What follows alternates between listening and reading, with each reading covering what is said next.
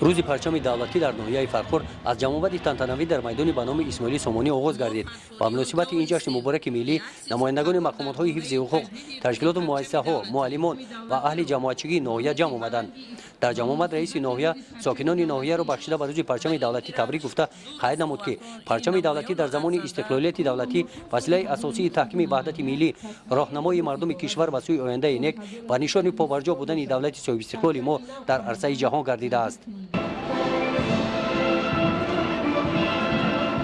ساکنان بلند و ناموس ناحیه فرخور مهر و صداقت خود را برای حمایت پرچم توسط خدمت صادقانه و صافدلانه با وطن در دوران صاحب استقلالی کشور ثابت نمودند. به سردی هوا نگاه نکرده زیاده از 4000 ساکنان ناحیه 70 تشکیلات و مؤسسه بخشیده به این مناسبت در راهپیمایی اشتراک نموده پرچم رمزی درازیش عبارت از 500 متر را در دست برداشته از میدان مرکزی می‌گذرند. آنها تحت پرچم دولتی متحد و سرجم گردیده برای وسعت عملهای آبادکاری و حمایت دستاوردهای استقلالیت دولتی آمادگی خود را نشان دادند. صدها نفر ساکنان ناحیه شاهد این راهپیمایی باشکوه گردیدند. از راهپیمایی کارمندان تشکیلات و مؤسسه‌های ناحیه با افتخار بلند وطنداری پرچم دولتی را بلند برداشته از میدان می‌گذرند.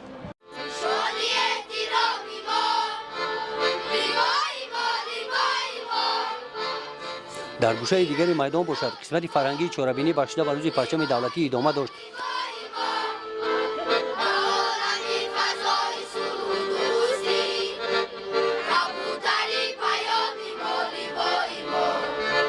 کارمندان شعبه فرهنگ ناحیه برنامه مخصوص ایدانه که به روز پرچم دولتی آماده نموده بودند پیشکشی ساکنان ناحیه گردانیدند. گزارش خواجه نظریف خدای نظر ظهورov از ناحیه فرخور برای برنامه اطلاعات نوید.